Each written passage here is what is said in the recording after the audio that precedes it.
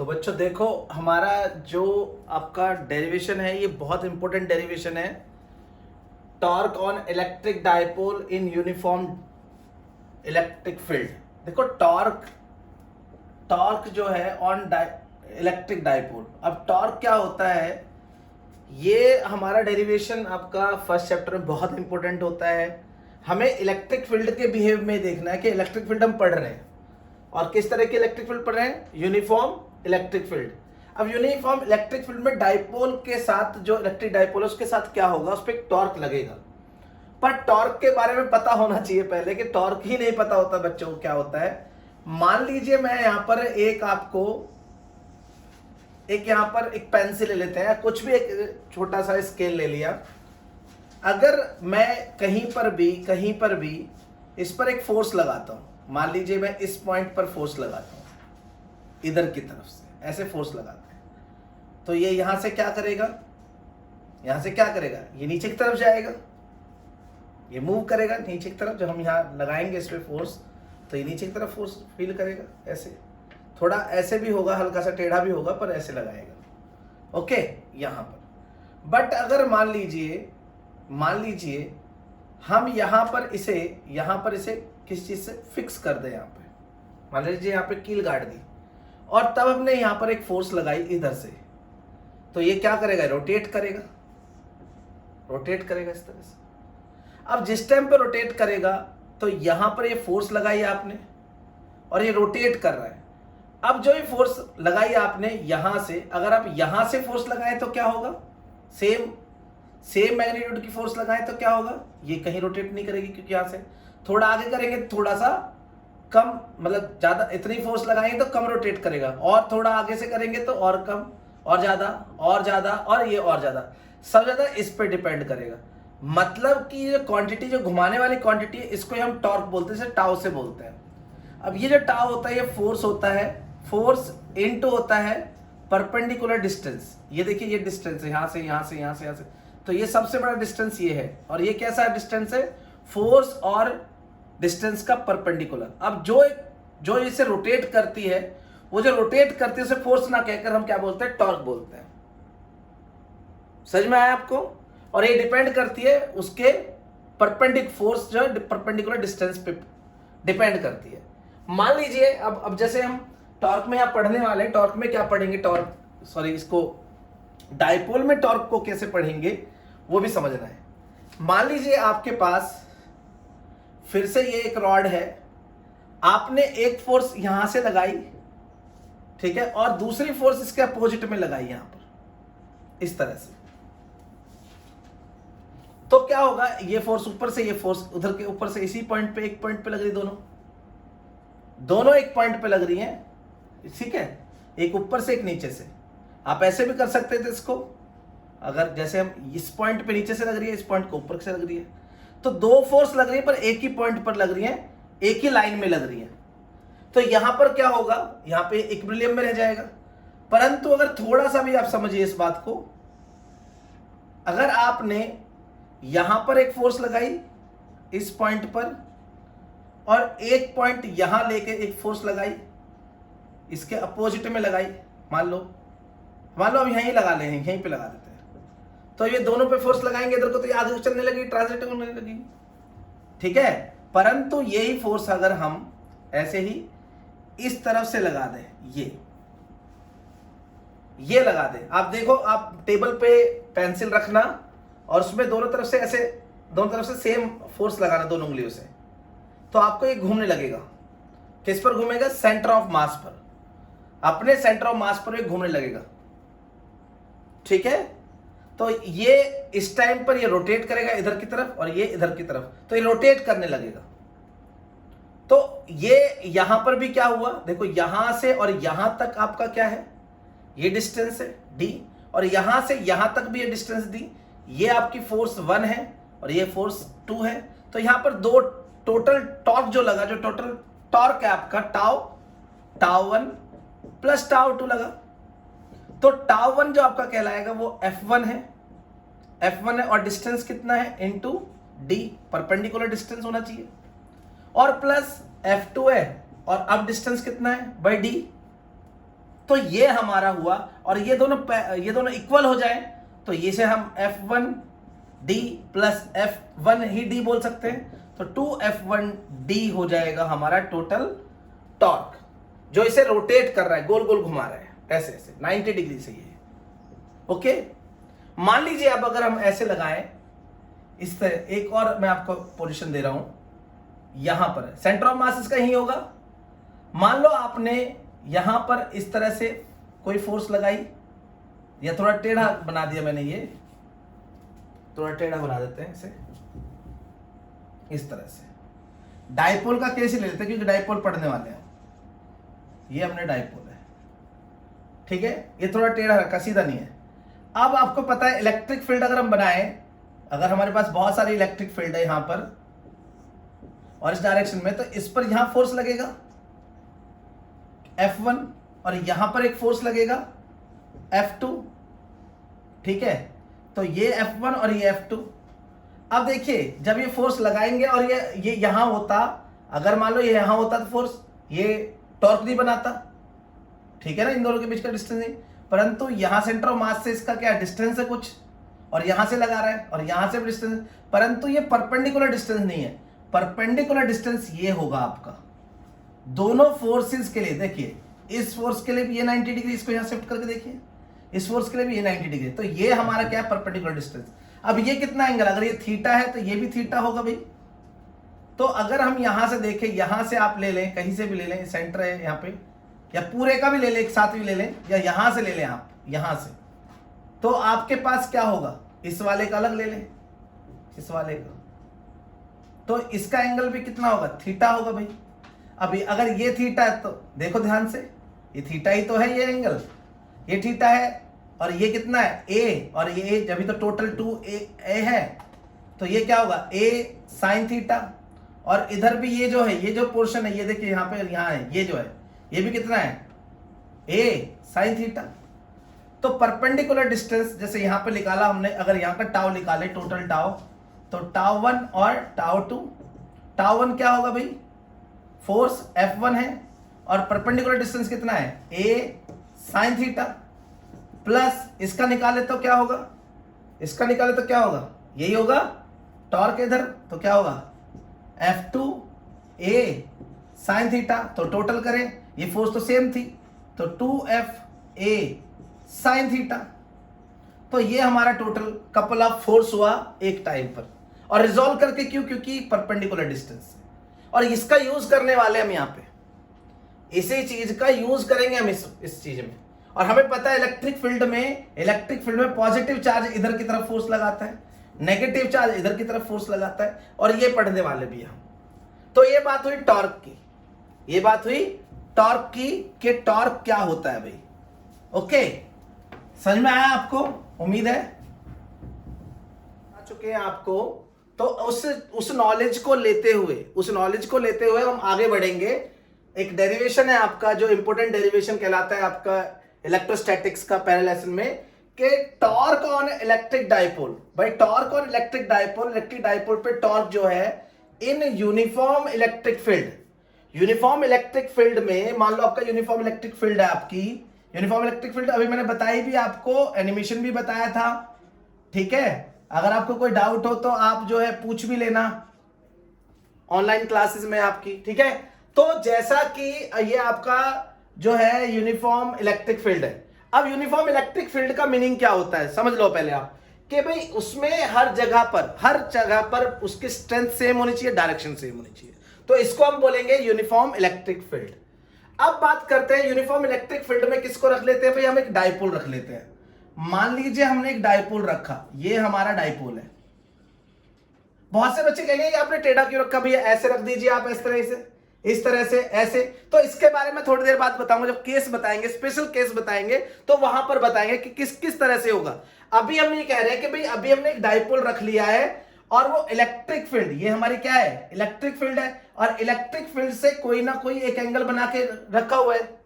हालांकि वो एंगल बना सकता है, पर यहां से एक एंगल बनाया हमने इस तरह का, 90 से कम है, तो ये थीटा, और ये कितना भी हो सकता है, ठीक है। अब ये थीटा है, इतना एंगल, तो इस केस में रखने पर टॉर्क लगेगा इसके ऊपर।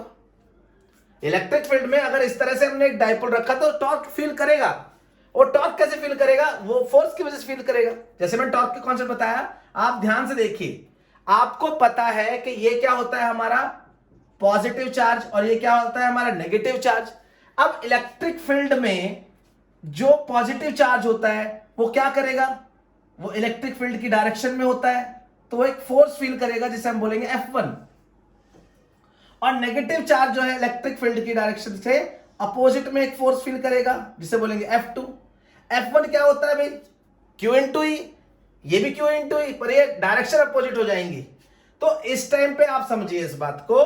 तो यही बात अभी पहले लिख भी दी है कि consider an electric dipole A B, ये आपका ए है, ये आपका बी है, ठीक है। उसकी जो लेंथ है, लेंथ कितनी है उसकी? देखो यहां से यहां तक, यहां से यहां तक 2a, ठीक है, लेंथ ऑफ डाइपोल। तो having a charge plus Q और माइनस क्यू होता है and placed in uniform electric field, strength आपकी जो है ई है, और वेक्टर एंगल जो दे रखा है, देखो वेक्टर एंगल का मीनिंग क्या होता है, ये आपका क्या होता है आपको पता है कि डाइपोल मोमेंट एक वेक्टर क्वांटिटी होती है। यहां से यहां समझिए आप ध्यान से, तो पूरा एक वेक्टर क्वांटिटी है, ये वेक्टर है। डाइपोल हमारा एक वेक्टर क्वांटिटी होती है जो डाइपोल मोमेंट होता है, ठीक है। अच्छा, उसका एंगल जो थीटा दे रखा है, किससे एंगल दे रखा है? थीटा। थीटा किससे दे रखा है? थीटा एंगल दे रखा है किससे? इलेक्ट्रिक फील्ड से दे रखा है। तो ये, तो अब हमने कहा फोर्स होगा भाई, यहां पर पॉजिटिव है, पॉजिटिव चार्ज है तो वो एक फोर्स फील करेगा, और किस डायरेक्शन में करेगा? इलेक्ट्रिक फील्ड की डायरेक्शन में। नेगेटिव चार्ज है तो वो उसके अपोजिट में, ये हम पढ़ चुके हैं इसके बारे में। और कितना फोर्स होता है? Q इंटू ई होता है। ओके, तो फोर्स हुआ हमारा, पहला फोर्स हुआ हमारा कितना, जो इस पे पॉजिटिव चार्ज पे लग रहा है वो Q इंटू ई, नेगेटिव चार्ज पे Q इंटू पर अपोजिट डायरेक्शन में नेगेटिव। अगर दोनों को हम जोड़ देते हैं, अगर दोनों को हम जोड़े तो नॉर्मली ये क्या है, एक ही डायरेक्शन में नॉर्मल जोड़ सकते हैं हम इसे वेक्टर एडिशन से नहीं जोड़ेंगे नॉर्मली। ये भी है, देखो ये पैरेलल में है, ये पैरेलल में, तो दोनों जोड़ेंगे, एक नेगेटिव एक पॉजिटिव, तो क्या बन जाएगा? 0। इसका मीनिंग ये हुआ कि हमें ये तो पता चल गया कि भाई यहां पर कितना फोर्स लगेगा इस डाइपोल पर, तो हम क्या कहेंगे, यहां पर हमारा equal and opposite same force लग रहा है, तो नेट फोर्स जो है वो 0 हो गया। तो ये नेट फोर्स यहां पे 0 हो गया, नेट फोर्स हमारा 0 है, यहां पे नेट फोर्स 0 हो गया। अब बात आते हैं यहां पर भाई कि यहां पर नेट फोर्स तो 0 हो गया। अब समझिए, जैसा कि मैंने टॉर्क में बताया था आपको कि अगर आपके पास मान लो ये कोई एक स्केल है या कोई पेंसिल है, आप रख लीजिए पेंसिल को, मान लो मैं यहां ऐसे रख देता हूं, आप एक मेज पर पेंसिल रखना, मेज पर पेंसिल रखकर आप उस पर अपने एक उंगली, एक हाथ में ही, आप दोनों से एक हाथ से ही, जैसे मान लीजिए ये ऐसे रख दिया, और उसी को दोनों हाथों से सेम फोर्स लगाना इधर पे और इसके अपोजिट में। तो सेंटर ऑफ मास के साथ, सेंटर ऑफ मास है, ये गोल गोल घूमेगा। ऐसा क्यों होता है? हमें टॉर्क के कॉन्सेप्ट पता है कि अगर ये थोड़ा सा भी आगे भी करो, अगर सेम ये फोर्स यहां ना लगाकर यहां लगा दे हम ये फोर्स, तो यहां से क्या होगा, यहां तो इक्विलिब्रियम रहेगा, यहीं पे रहेगा।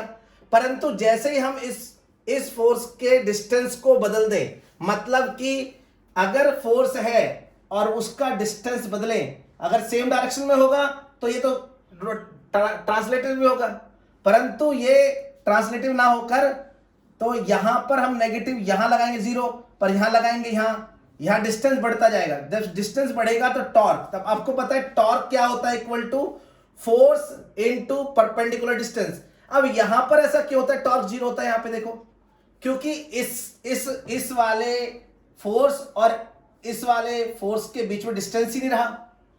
इस पॉइंट से हमें क्या करना है, घुमाना था, नहीं रहा। परंतु जब हम यहां लेके आए तो देखो इनके बीच में ये हो गया, है ना।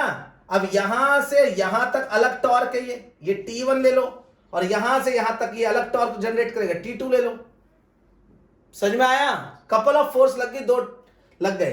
तो यहां पर भी, यहां देखो ध्यान से, ये होता है परपेंडिकुलर डिस्टेंस, ये है फोर्स, ये D, समझ में आया, ये फोर्स और ये D, टोटल आप जोड़ सकते हो यहां पे। अब जैसे यहां देखें, यहां पर देखिए आप, यहां पर क्या होता है, यहां पर एक फोर्स फील हुई आपको, यहां पर और यहां पर, परंतु ये जो है अगर ये यहां पर फील हुई और ये यहां फील हुई, तो ये इसका परपेंडिकुलर डिस्टेंस कोई हुआ, इसका, इस वाले का और इस वाले का अगर परपेंडिकुलर डिस्टेंस देखें हम, तो हमें क्या करना पड़ेगा, इस पर रिजॉल्व करके निकालना पड़ेगा। बहुत ध्यान से समझिए इस बात को। ये है वो परपेंडिकुलर डिस्टेंस। देखिए ये है 90 डिग्री, इसको शिफ्ट लेके यहां लेके आए तो ये भी क्या होगा 90 डिग्री। समझ में आया? तो ये है 90 डिग्री। अब हम बात करें ये कितना है, तो ये ए है, ये बी है, बी ये बी, ये ए, तो ये हुआ, इसको कुछ भी नाम देते हैं हम, इसको नाम देते हैं भाई हम सी। अब ये बीसी निकालना है हमें। समझिए टॉर्क निकाल, मतलब हम ये कह सकते हैं यहां पर कि नेट फोर्स तो आपकी 0 है, पर यहां पे टॉर्क जनरेट हो रहा है। टॉर्क क्या करता है हमेशा? टॉर्क हमेशा चीज को रोटेट करता है, जैसे यहां पे किया, तो ये इसको रोटेट करेगा। और कैसे रोटेट करेगा वो भी समझिए। ये थीटा है हमारा, ये थीटा है, अभी बताएंगे आपको। जिस एंगल में, देखिए यहां से आप ऐसे, ये आपका क्या है इलेक्ट्रिक फील्ड, ये क्या है डायपोल मोमेंट, तो यहां से यहां पर बना रहा है वो, ठीक है, या यहां से यहां बना रहा है, समझो, ठीक है, तो ऐसे बना रहा है, तो आपका ऐसे बाहर की तरफ है डायरेक्शन का टॉर्क का, तो रोटेशन करता है, रोटेट कर रहा है, ये क्या, ये रोटेट करेगा इस तरह से, इस तरह से, और ये इधर की तरफ। ओके, तो अगर हमें टॉर्क निकाले, टॉर्क कितना होगा, क्योंकि टॉर्क तो निकाल रहे हैं हम, तो टॉर्क, टोटल टॉर्क होगा T1 और T2, टाउ1 टाउ2। अगर हम यहां पर T निकाले, देखिए यहां से यहां तक, ये वाला, ओके, तो ये परपेंडिकुलर डिस्टेंस कितना होगा, ये L है भाई। टोटल कितना होता है 2L होता है, 2A होता है, ये A, तो ये थीटा, तो ये क्या होगा, क्या होगा, ये है और ये है, तो ये आप निकाल सकते हैं इसको यहां से, या टोटल भी निकाल सकते हो, पर यहां पे निकालना चाहो तो निकाल सकते हो आप इसको।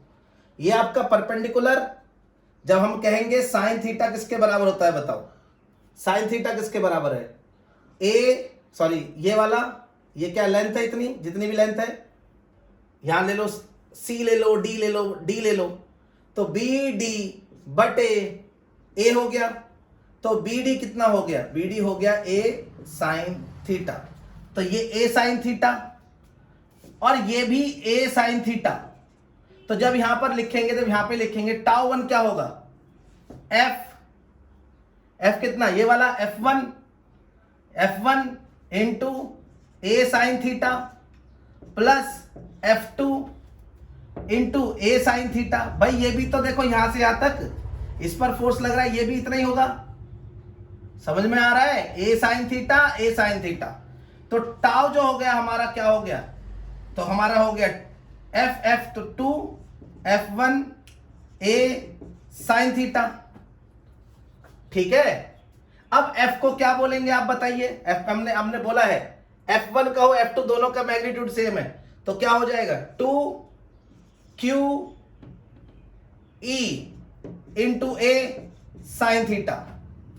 2 ये रहा, F1 ये रहा, F1 को मैंने क्या लिख दिया QE और ए साइन थीटा। अब ध्यान से देखिए इस बात को, तो 2QA, अब बताओ इसको क्या बोलते हैं, इस पूरे इसको क्या बोलते हैं, अगर हम कहते हैं Q into 2A E sine theta, तो आप समझिए कहां लिख दे हम इसको, चलिए यहां पर समझते हैं। ये क्या हो गया डाइपोल मोमेंट, तो ये हमारा हो गया टाउ इक्वल टू ये डाइपोल मोमेंट, ये E और ये साइन थीटा।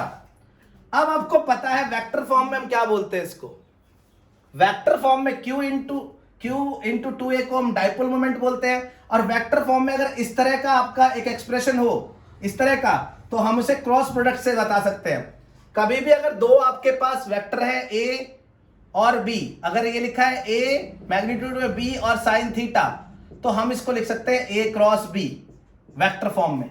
तो यहां पर हम क्या लिख सकते हैं, P क्रॉस E टाउ, ये हमारा होता है एक्सप्रेशन, क्योंकि टाउ टॉर्क हमारा क्या होता है वेक्टर क्वांटिटी होती है, और वेक्टर क्वांटिटी की वजह से ऐसा होता है। अगर हम ये चाहते हैं कि किस डायरेक्शन में है ये किस डायरेक्शन में टॉर्क निकलता है, तो आप क्या कह सकते हैं कि जहां पर आपका देखिए P क्रॉस E, P है कहां, ये रहा P, ये क्रॉस E, तो जब P से E पर जाएंगे तो ये अंदर की तरफ जाएगा, दिख भी रहा है आपको, देखो ये इधर है। जब इधर की तरफ रोटेट करेगा, इधर की तरफ रोटेट करेगा, तो एंगल आपका अंदर की तरफ जा रहा है, बोर्ड के अंदर घुस रहा है। तो अगर कोई तीर होगा, आपका ध्यान से देखो, अगर कोई तीर होगा और वो अंदर की तरफ जाएगा, ये दिखाई देगा, तो इसकी डायरेक्शन क्या होगी, इस तरह की। आउटवर्ड में कैसा, ये होता है इनवर्ड और ये होता है आउटवर्ड, ये डायरेक्शन को दिखाता है। समझ में आया आपको? तो ये अब हमारा जो मैंने पहले बार में जब बताया था, पहले जब बोर्ड भरा था इसमें जो बोला था उतार लो, तो उस बात को पहले ध्यान से देख लो और देन इसके बाद आपको इसको देखना है। ओके, मेन पॉइंट करने वाले हैं टॉर्क ऑन इलेक्ट्रिक डाइपोल पर। अब मेन पॉइंट में पहला पॉइंट आता है कि व्हेन डाइपोल मोमेंट जो है वो परपेंडिकुलर हो जाए इलेक्ट्रिक फील्ड के। ये कैसे होगा, मान लीजिए आपके पास, मैं यहां पर, ये इलेक्ट्रिक फील्ड है, यूनिफॉर्म इलेक्ट्रिक फील्ड। अब मैं यहां पर डाइपोल बना दूं, और वो भी डाइपोल किस तरह से, मैंने बताया था थोड़ी देर पहले क्लास में आपको कि नेगेटिव पॉजिटिव जिधर होगा वहां से मेजर करते हैं इलेक्ट्रिक फील्ड का, तो ये 90 डिग्री हो गया। ओके, तो यहां पर क्या होगा कि जब इस कंडीशन में होगा तो ये 90 डिग्री है, तो यहां पर हम टॉर्क निकालेंगे। टॉर्क क्या होता है, पी साइन थीटा, 90 होगा, तो यहां पर ये मैक्सिमम टॉर्क देगा, यहां पर ये मैक्सिमम टॉर्क देगा, मतलब जल्दी घूमेगा, ज्यादा तेज घुमाएगा यहां से। ओके, मैक्सिमम टॉर्क होगा। वहीं पर अगर दूसरी बात करें हम, और बहुत इंपॉर्टेंट दो कंडीशन है आपकी, ये और ये दो कंडीशन है।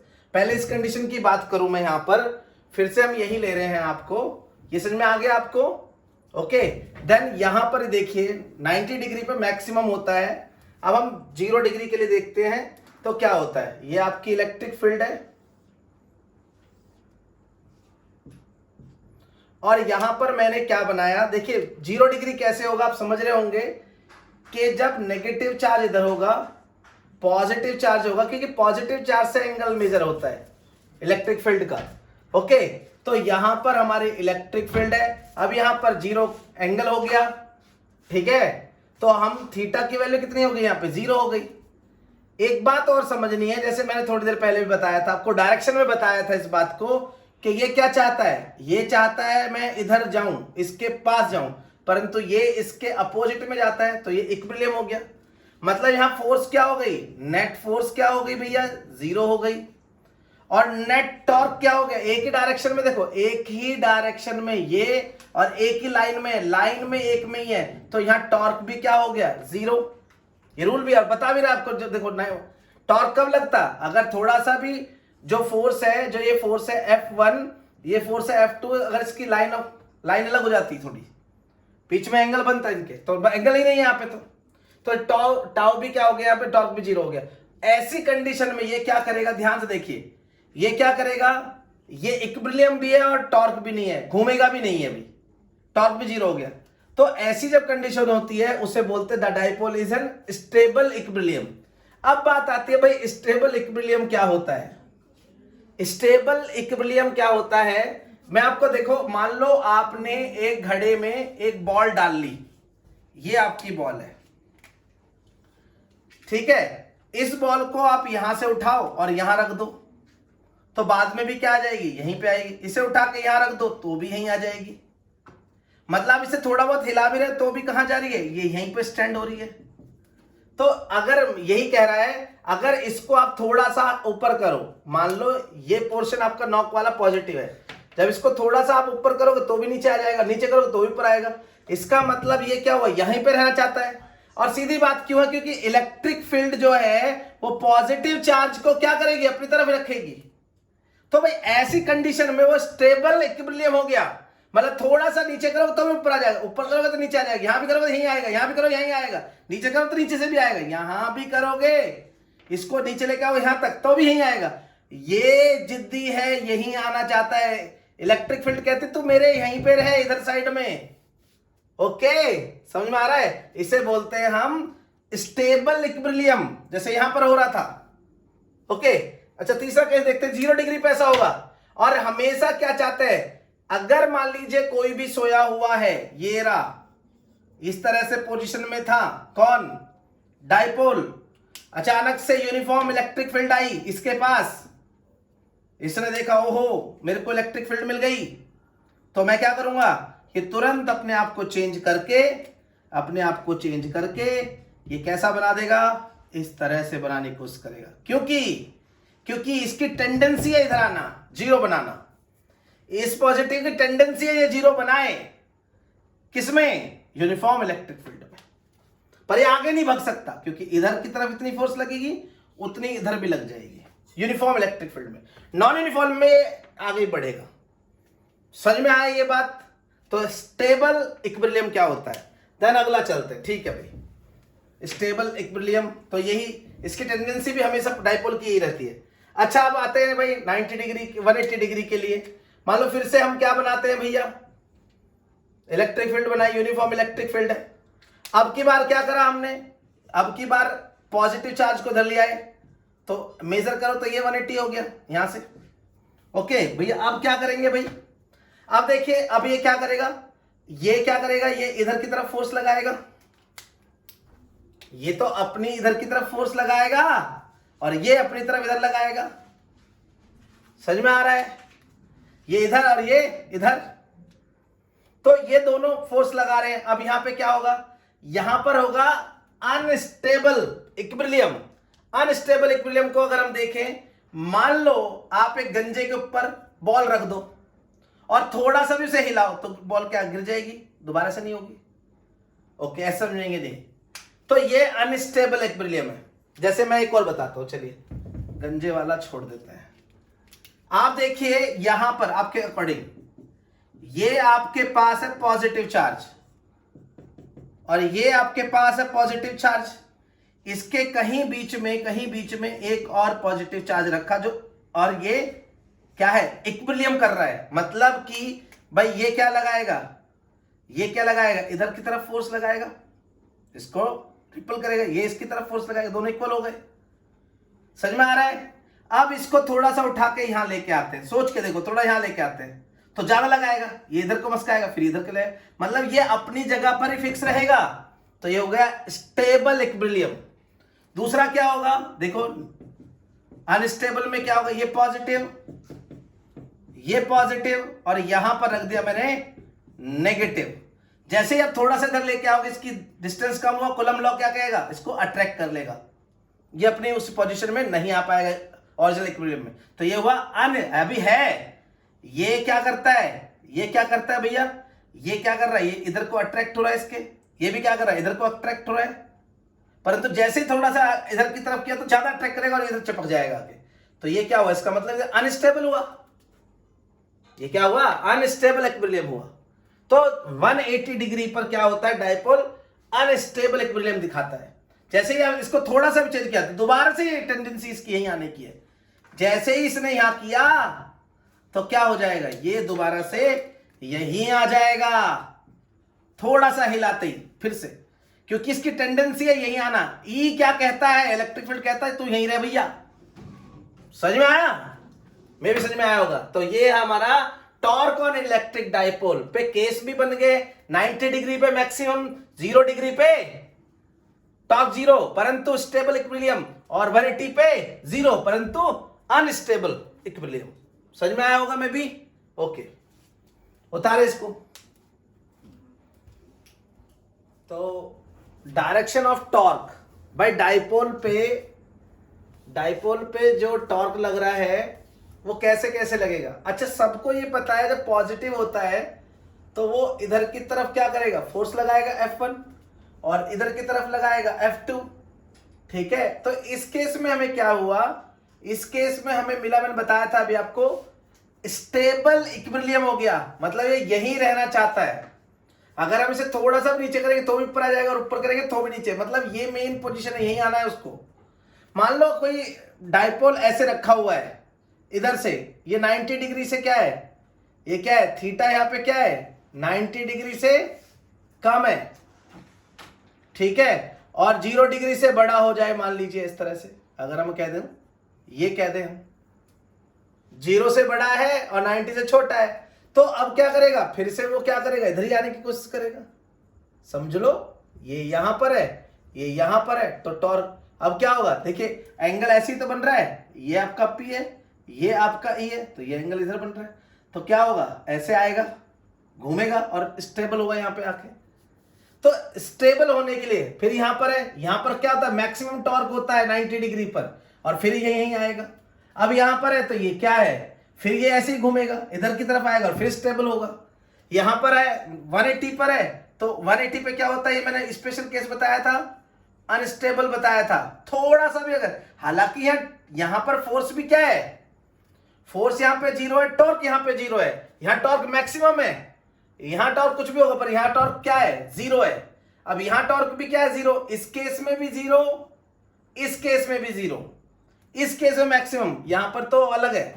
परंतु यहां पर देखिए क्या होता है, यहां पर ये अनस्टेबल इक्विलिब्रियम है, तो थोड़ा सा भी हिला, मैंने उदाहरण दिया था, एग्जांपल दिया था आपको कि थोड़ा सा भी अगर मूव कर जाए, हल्का सा भी, जरा सा भी हो जाए, तो ये फिर से क्या करेगा, ये ऐसे ही बनना चाहेगा।